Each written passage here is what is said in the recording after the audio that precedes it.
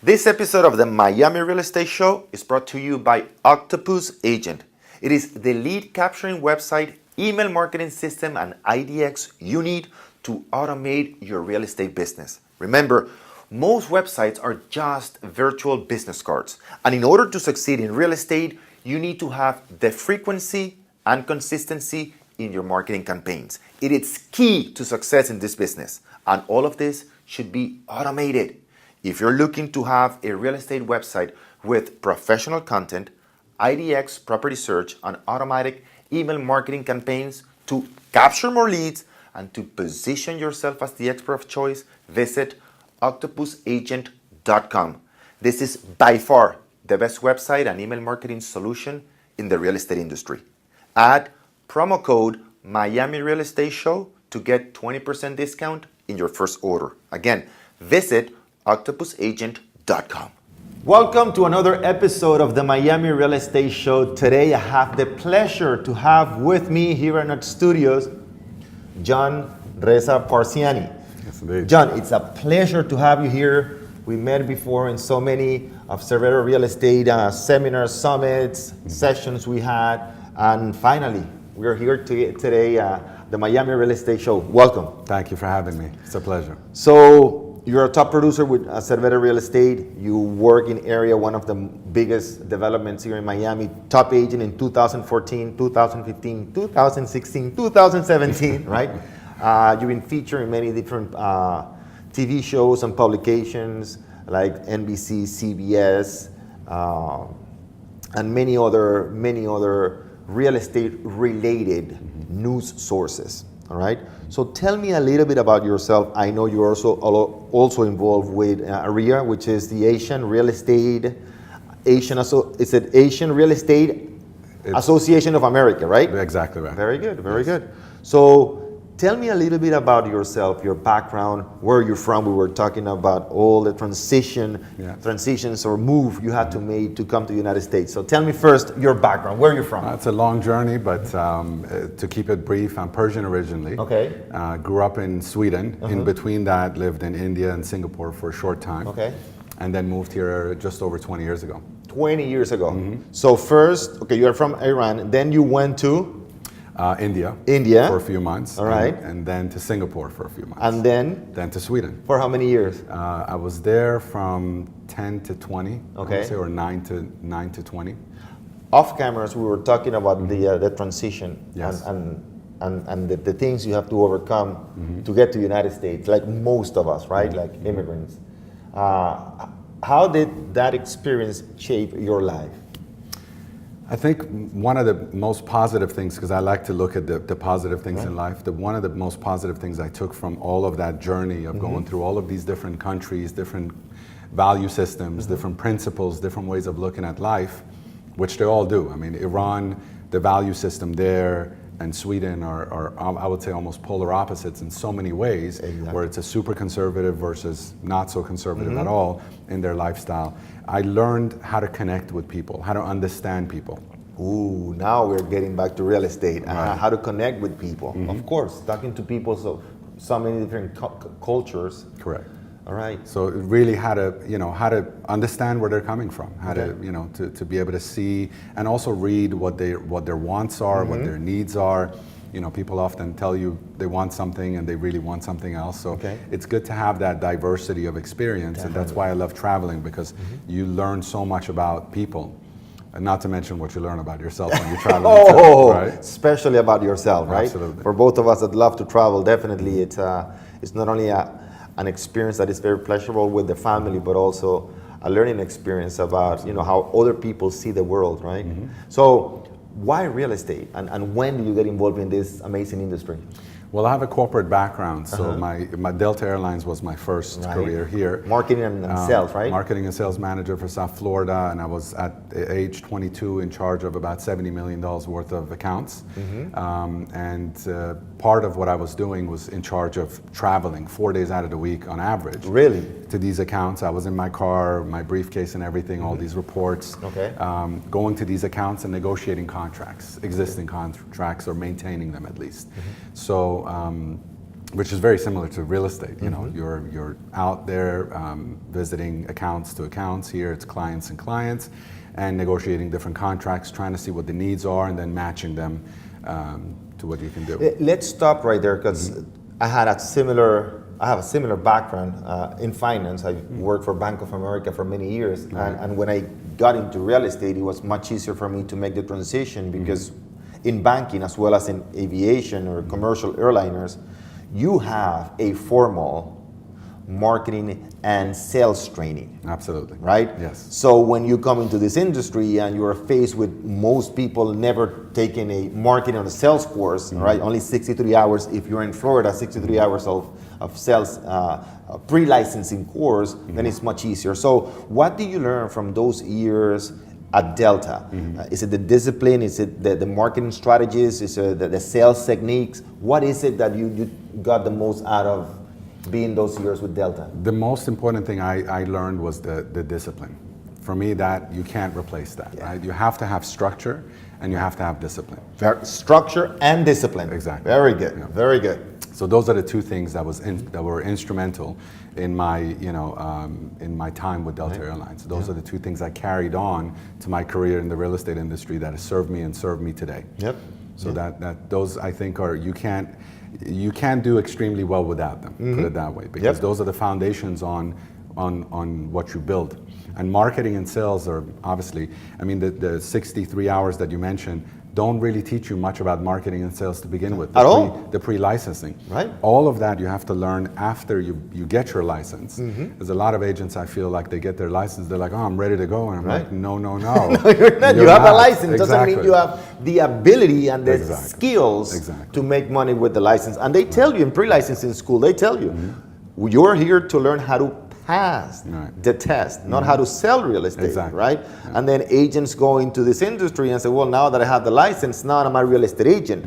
No, you're not. Right. You're in fact a secret agent. Nobody knows who you are, all right? And that's why you need the marketing skills, which is the lead generation, and then the sales skills, which is the lead conversion, right? Which is what you learn at Delta. Absolutely. Now, after how many years in the real estate industry? Over 15 years. Over 15 years. All right. So what's the number one challenge you faced in real estate from the beginning until what challenges are you facing today? Today, I would say I'm building my team. And I would say talent is my biggest challenge now, to find people like-minded that come in looking to see what they can give rather than what they can receive. Say that again. Looking to see what they can give rather than what they can receive. Very, very. Why? Why is that so important? I think that's the mentality now. Maybe it's the millennials, or maybe, I'm not sure, but whatever it is, the mentality is, I find more often than not, there are obviously exceptions, but people always enter into whether it's real estate or otherwise, I've also seen it in other industries, they come in and they say, okay, what can you give me? Right. I'm brand new. I have no experience to bring you. I think this interview is going to be a little bit longer. So, okay, keep going, keep going. Okay. So they say, I'm brand new. I don't know what to do in this business. What are you going to do for me? And what can you give me? It's more that mentality of, instead of saying, you know what, let me do my homework and see the person that I'm going to interview, the person I want to be a part of their team or their company. Let me see what their needs are. Do a little, work ahead of time, who they are, what they're about, what they've done, what strengths I have to bring to the table. Right. And then I can go there and say, listen, I know that you've done X, Y, and Z. By the way, these are my strengths that I think will complement that. Exactly. And these are the things I want to bring to the table. You see, John, what you said, there's a beautiful saying that goes like this: in order to earn, you first must learn. That's right. Right? And when we get into this industry, as you said, the typical mentality from most agents is, I want to make money today. And they have that approach not only with the senior partner in the team, but also with their clients, right? Absolutely. The sell. Before somebody, it's much easier for somebody to do business with you when you talk about solving one of their problems. Correct. Instead of talking about yourself. And you see that in most postcards, in most marketing pieces, right? Number one is my picture profile from 20 years ago, right? Number one is my listing or my recently sold. Number three is my phone number or my website. And number four, the call to action is call me. So me. What can you give me, right? Call me, I'm the expert, I'm the best, I'm the number one, right? Exactly. And again, remember that in marketing it's much easier. We have two principles when we're working with agents. Number one, it's much easier for somebody to do business with you when they find you, right, instead of when you find them. Changes the entire dynamic. Completely, Absolutely. right? Yeah. When was the last time a doctor called you to get business from you? Never. It has And never if they happened. did, would you really go to that doctor? Exactly. Thank you. Right. So that's why cold calling it's not developing a business. It's Right. and we call cold calling it's just a job, right? And a very low paying job. Right. Of course, if you call 100 people, you're going to get some results. I mean, Sure. if you're getting started to learn more than to earn, Right. it might be A good learning a good experience. learning experience, right? But that's not going to develop your business. All right. You need to, as you said, transition into teams, right? You need to learn how to eliminate first. Second, if you can eliminate it, then automate it. And third, if you can't automate it, then delegate it, which is exactly what you're doing right now. Absolutely. So that's the number one challenge we're getting, because the agents you had the chance to interview are more focused on what's in it for them. Correct. Right? So loyalty is a big thing in our industry also, you know. So I find like those are the characters that I'm looking for. Someone to come in and say, okay, these are my strengths, these are the things I can contribute to. And like you said, not saying I want to make money now. Because I always say real estate is like farming. You know, you don't plant a seed today and come back tomorrow and say, where are the fruits from this tree that I can feed from? You plant the seed, then you have to nourish it, you have to water it, you have to care for it, and you have to make sure that and you plant many seeds, not just one, because, you know, the environment is harsh, so not all of them are going to grow. And then over time, you will be able to feed from those, you know, from the seeds that you planted. You know that's exactly the same analogy. Seems like we've talked to before, and we haven't actually. We met in different events, but we haven't talked. You know, like we're talking today, and that's the example I give in the seminars and for the agents that we coach, which is the difference between being a hunter and a farmer, right? The hunter and most salespeople, real estate agents, they have that hunter DNA, which is they get up, they hunt something, they bring it home, they cook it, they eat it, which is a great characteristic to have, right? But what happens that eventually, what happens to that hunter?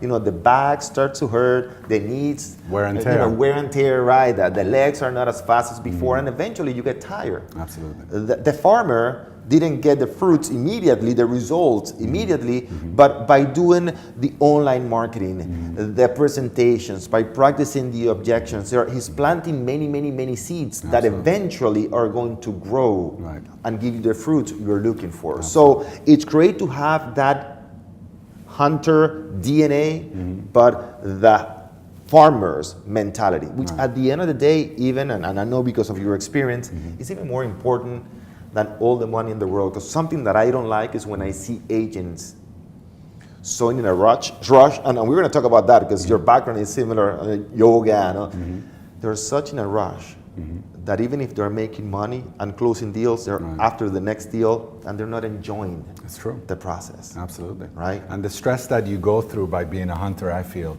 and the Buddhist philosophy of mine, I don't believe in killing things anyway. So well, there you go. I'm much more about, you know, as a farmer, you have much more sustainable, much more peaceful way of, you know, and the plants that you plant and the fruits that you eat off, you're not killing the tree. The tree's still there, you can still maintain it and continue to get fruits from it, versus the kill where you just killed it and it's dead, and now once that meat is done, you gotta go back never again? coming back again.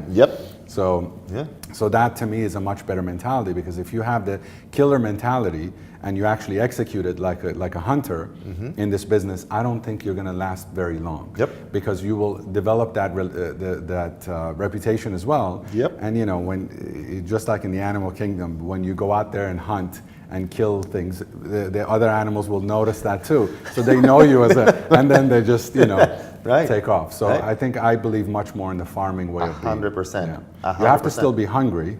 Absolutely. Yeah, exactly. You have to be hungry. But yeah, that's the way to do it. 100% agreed. And again, at the end of the day, what we're looking is to improve our quality of life. And that being a hunter all day long, you know, it takes a toll on you. Absolutely. It definitely takes a toll on you. And the worst part of it is that you're not developing a business. Because again, you got to go back tomorrow and hunt again. Absolutely. Right? I almost fell into that trap, I have to say, a few years ago during my time with Aria.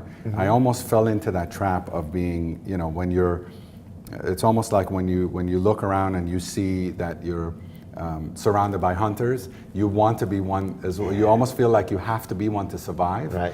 And as soon as I tried it, I was like, no, that's just not me. And I pulled back again. And thank God I did, because that's what continued my rise to success. Right. You know. Right. It's a very compelling argument, all right? Because you see the outside, right? So number one, am I the hunter? Do I have the hunter DNA? Some people have it, some people don't. Even if, and when you're seeing somebody that has that hunter DNA, it's that, well, that person is successful from what I can see outside. But is that person successful behind the scenes? Very you important. never know. Absolutely. Right? So at the end of the day, and I learned that through the years, it's you want to be surrounded with people that bring you joy. Absolutely. My own coach, my business coach, Dan Sullivan, says there are 4 types of freedoms, right? Freedom number 1, it's freedom, financial freedom, right? If you don't have financial freedom, and I say that on TV all the time, you can be truly happy. Right. Money won't make you happy, but the lack of money won't allow you to be happy. It's true. Right? So that buys you also the second freedom, which is freedom of time, right? With money, you can buy time. Absolutely. Right? Then he says freedom of purpose, which I still don't understand. And when I talk to him, it's freedom of purpose. I kind of understand it, but the most important to me is freedom of relationships. Right. Right? Being able to work with people, with colleagues and clients that truly elevate you, not only in the business sense, but in the personal sense too. Right? Number 1 challenge you see in the new agents right now, and what would you tell those agents, other than focusing on themselves? Stop focusing on yourself and bring value first. What other challenges you see for new agents? Because you see so many agents, and you work for a huge company, Cervera Real Estate, one of the biggest companies in South Florida. So you interact with a lot of agents. I would say the rush to get into the deals. I would say in the very beginning, I would say take your time, make sure you have some money saved up first of all, so that you're acting from not desperation. Because when you're desperate, we were talking to some friends of mine yesterday as well, and a friend of mine that's newly single. We were talking about that, even with girls or guys, when they sense desperation very quickly. And when you do, no matter how good you might be, the other side is going to pull back, no matter what. So desperation can't be a good place for you to operate from. So when you have that saved up money, when you enter this business, knowing that you're going to be farming and that those fruits aren't going to be coming immediately, it puts you in a position where you can actually do the things necessary to build a good foundation of success. So, to that regard, I would say do your intelligence gathering in the beginning. Have 3, 6, 8 months of solid learning about marketing, about sales, about the industry, about the neighborhoods, about not just geographically, but also demographically, what targets, what niche market you would like to serve. Learn all of those things. How can you do it better than everyone else? What strengths you can bring to that industry, and then get started in the right way, looking out for the best interest of the clients, not where you're rushed to see, I have to make this money, so whatever I got to do, I have to do. Now, going from the foundation, we have the same pillars. We go, there are 3 things you need to do during the day, all right?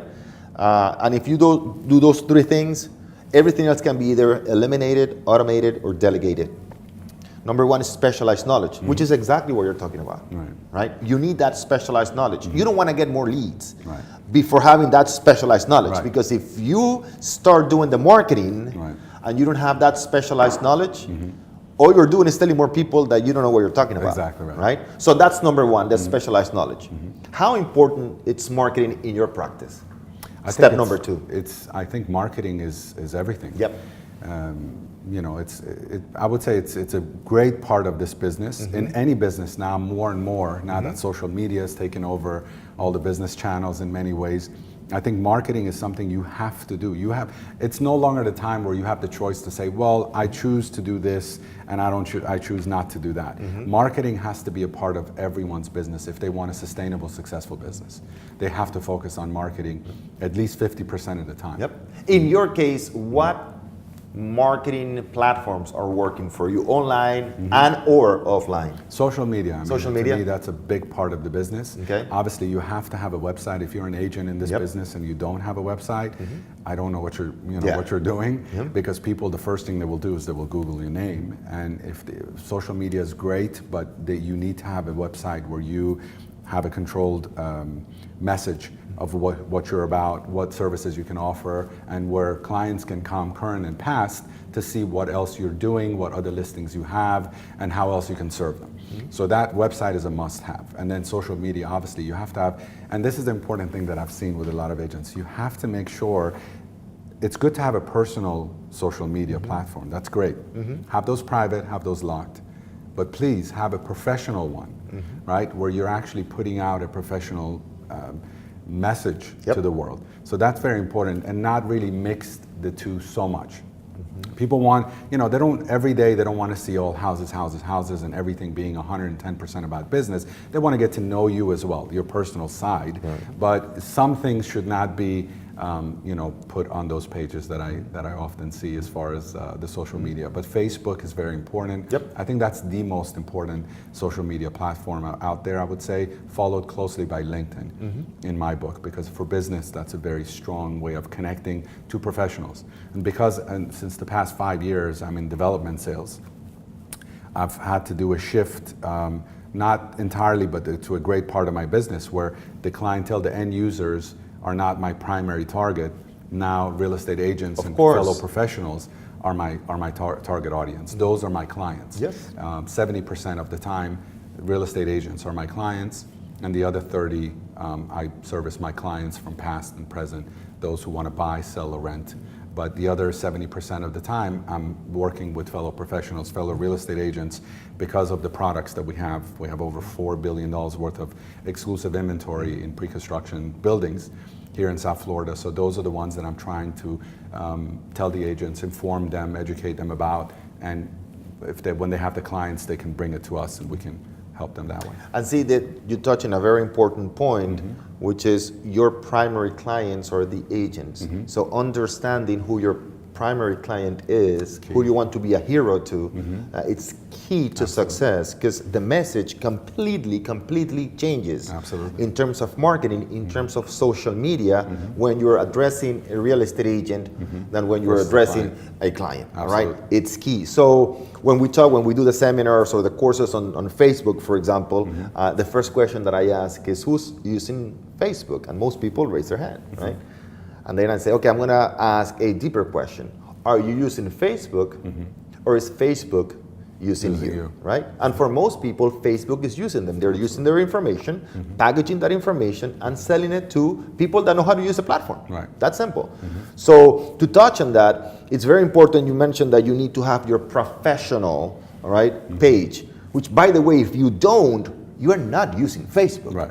Facebook is using you. You are not monetizing Facebook. You can create a campaign on your personal page. Right. So you need a professional or business page in order to actually pay Facebook, and generate a campaign. And just a side note, the most important campaign in my experience is what's called the lead generation campaign, which allows you to get their name, their phone, their email. Right. All right. So you want something in exchange. If you're paying for something, make sure that you're going to get something in exchange. Absolutely. Right. Some people are just happy with a boost. Well, boost is not enough. You can pick the audience, whatever, but you are not getting any real valuable information, real engagement. Absolutely. Right. And when you get when you do a lead generation campaign. So very, very important. So that's the marketing, right?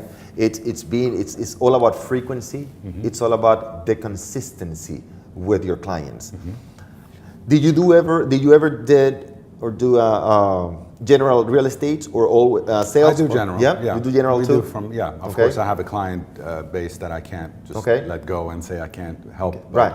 So I have to maintain that, of course. So I do general real estate, we do leases, we do with my team as well. So even if I can't handle it personally, my team will take care of it. So we do rentals, we do sales, we work with buyers, and when we work with real estate. So I cover the whole facet of real estate in that sense. Two questions that I have for you, because I work with a lot of agents and I meet a lot of agents in seminars that would like to become an in-house salesperson, right? Work for a developer.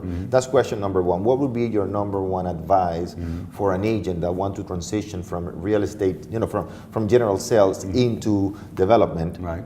And number two, once you are an in-house agent, what would be that number one advice for that in-house agent? So in order to be an in-house agent, I would say the best way you can have people come to you rather than you go to them, in that sense, to get the attention of us on that side to say, wow, we need to get this person on board, which is a much better way than you go knocking on the door and say, would you please have me, is to start selling those projects from the outside. Oh, okay, I haven't seen that point. There you go, very good. That's when you get the Of attention. course. When you prove from the outside that you can actually deliver results. Then you can go to that product or that project or that company that's selling those products and say, listen, by the way, in the past year, I've sold X amount of your products. And they will, before you even get there, probably they'll be knocking on your door saying, listen, you've sold X amount of our products, why don't you come in and work with us on this? So that's to me the best way to really get the attention from our side to say, come work with us. Very, very good. Once you're in, once you're inside as an inside sales executive, then I would say that what you have to do is, again, it comes down to shifting your focus from the client, because most of us start on the general side. So most of us do farming, clients, putting buyers in the car, showing them different listings. It's a big shift. You have to literally switch that almost off and switch a new one on as far as a shift to the real estate agents, right? And that also speaks to the part of being professional, in a sense where I always say the keys to my success are always three things. Being extremely hardworking, that's the number one that you can't replace. Being reliable, meaning saying what you say, what you're going to do when you say you're going to do it. And then having integrity, meaning you always look out for the client's best interest above yours. Those three things are very important, but since we start in the general real estate, most of us, it's always good to keep in mind, if you're ever going to go into pre-construction sales, to do good by your fellow agents. Meaning you're professional in your approach, you're cooperative in your approach to fellow agents, so you don't have that. You want to have a good reputation, because if you're going to switch that over now and you're going to now approach all of those agents that you were working with, they were calling you on your listing, you were calling them on their listings, you want to have a good relationship with them, because if you don't, they don't want to work with you on obviously bringing their clients to you. Why would they? So it's good to keep that in mind as well. So once you're inside and you make that switch over, then you have to be, then you have to approach the fellow brokers to bring them in and work with them on the inside. And I think hard work is instrumental in that. Getting in front of as many brokers, having as many broker contacts as you can. Because when we're doing general real estate, all we're thinking about is clients. We don't care so much about our fellow brokers. Building a relationship with them. So it's important to build a relationship with as many fellow professionals, fellow brokers as you can. And that will enable you to be successful on the inside once you're an inside sales executive as well. Now, you've been in Aria for how many years? It's been 4 years now. 4 years, and now you're transitioning to? Aston Martin. Aston Martin. Wow, can you tell me a little bit about that? That's very unique, and I usually don't ask about specific developments, but this is something very unique with a huge brand, luxurious brand. So can you tell me a little bit about that transition and what you can expect from, because that transitions into the Miami real estate market, which is the way I want to close the interview, which is how do you see the Miami real estate market, and now that you're transitioning to Aston Martin in downtown Miami, what do you think the impact is going to be? Well, Aston Martin, I have to say, I wasn't after Aria and working as hard as I did there, and I didn't go on vacation for 4 years, and it was all work for me. And I gave up a good part of my social life and all of that to be able to focus and hone in on that project and really do what I was able to do. I wanted to take some time off, or at least give myself some not so hectic time. So when Alicia Cervera Senior, very good friend, and they've both been in the show. Amazing people. Amazing people. Highly recommend those two interviews with Alicia and Alicia Cervera, Alicia La Madrid and Alicia Senior. Amazing interviews. Absolutely. So when they came and we talked about that project, and they said, come and take a look at this project. From the outside, without knowing anything about it, it's like, okay, well, it's just another building with a nice brand, with an amazing brand. When I went there to the sales gallery, and I started looking at the details, and I started looking at the building, and I started diving into the brand and how this is different. The world has never, I would dare to say, not just Miami, but the world has never really seen something quite like this before. Okay. It's the first and only Aston Martin brand building in the world. That says so much So about the much. Miami real estate market. So much. Absolutely. And they could have gone, Aston Martin has a 105-year history brand on the line here. That's This a is their great point. first It's real a great estate point. venture for a residential building. So they're looking at a 105-year proud history of manufacturing cars, and not just cars, pieces of art. Right. You know, you're looking at, in the 105-year history, they manufactured 80,000 cars. Okay. Only. Toyota does this. To give you some perspective, Toyota does 80,000 cars in about 2 days. Okay? Okay. So, Okay. and in a 105-year history of the 80,000 cars they produced, 95% of them are still in use. Okay. That tells you about longevity. That Right. tells you about Right. proud, handmade luxury, unrivaled performance. So that's what they're all about. So when they looked to this, you know, around the world, and they say, where do we want to make our first venture into this? Very They good looked point. everywhere, and Miami is the place they chose. And not Miami Beach, not Aventura, not West Palm Beach. They chose downtown Miami on the water. See, that's the way we gotta close the Miami real estate show, which means a brand that is so recognizable around the world with Right. so much history, 105 years. I'm saying this, repeating this, because this is part of what the agents can use Absolutely. when they're talking to their clients. What do you think about the Miami real estate market? Well, I'll just tell you about Aston Martin. It's been in business for 105 years, Right. only produced 80,000 pieces of art. To give you a perspective, Toyota makes 80,000 cars in 2 days, right?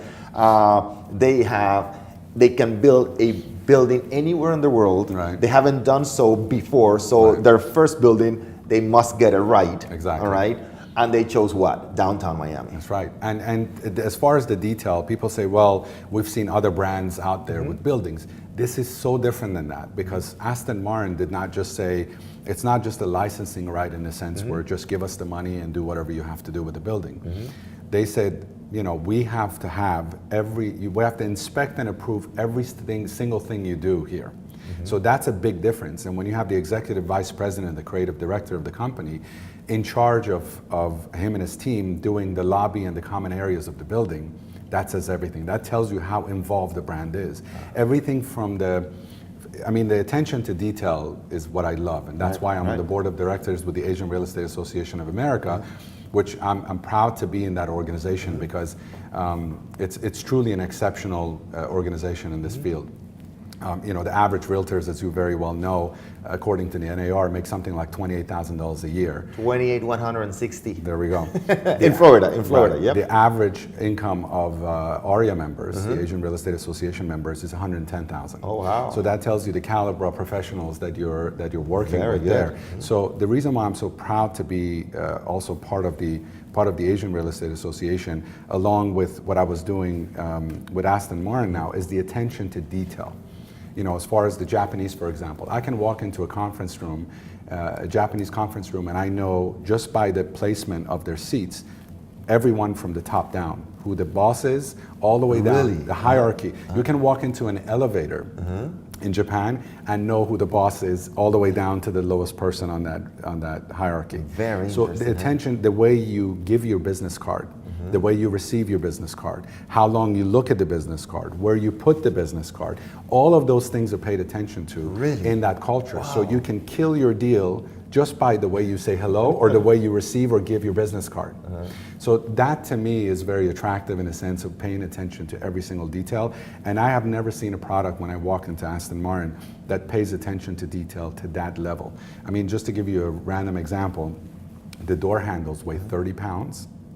They're hand stitched with fine silk and the same leather that is put essentially into Louis Vuitton and Hermes, which is what's in their cars. Yes. That's the level of pride they take, and that's what's going to be seen in Aston Martin Miami residences, which is again not seen anywhere else. Not to mention the 3-story penthouse that we have that is over 18,000 square feet of space. That comes with 18,000 square feet. 18,000 plus. That's just on the inside, not to mention the outdoor space. But that comes with an Aston Martin limited production handmade Vulcan Aston Martin Vulcan. It's one of only 24 in the world. All of them are sold. This is the only one left. Specifically made for this residence. It's a $3 million car that comes as a gift to the penthouse buyer. And how much is that penthouse? That penthouse is $50 million. $50 million. And again, not bad at all. Not bad at all. No, that's what I was going to say. At the for location, 18,000 square feet. Absolutely. For what you're getting, Right. it's a phenomenal, and it's a one of a kind in the world. So it's something that you can say it's the jewel in the crown, Right. if you will, and it's a spectacular piece. So the car itself took 2,500 man-hours to make. Wow. So again, the attention, and you can imagine what the penthouse is going to be. So like. the stories, and very important to close the site. Unfortunately, we're out of time. We went over our 30-minute period, but it's been a fascinating interview. And it's so important, to understand the stories. The 105-year history, the 2,000-hour man hour put into the car, that the weight of the door handles, all those little things is what makes a sale compelling to a client or a product compelling to a client. Understanding that behind it is what makes it appealing, attractive. Absolutely. Right? At this point, we're not selling real estate. We're offering an opportunity to own a truly timeless piece of art. That's really what this is all about. It's unique. It's absolutely simply unique. Very, very good. John, it's been a true pleasure, man. We have to do this again. Absolutely. Definitely, we've learned about structure, discipline, teamwork, saving, attention to details. So many things that we learned today. I hope to see you here again in the show. I know you're going on vacation with your dad and your mom. Enjoy that vacation. That's the best investment we can ever make. So again, thank you for being on the show again. It's been a pleasure. Right? Thanks for having me. Thank you, man. Cheers. All right. Until next time, make it a very, very productive day. Take care, guys. Take care.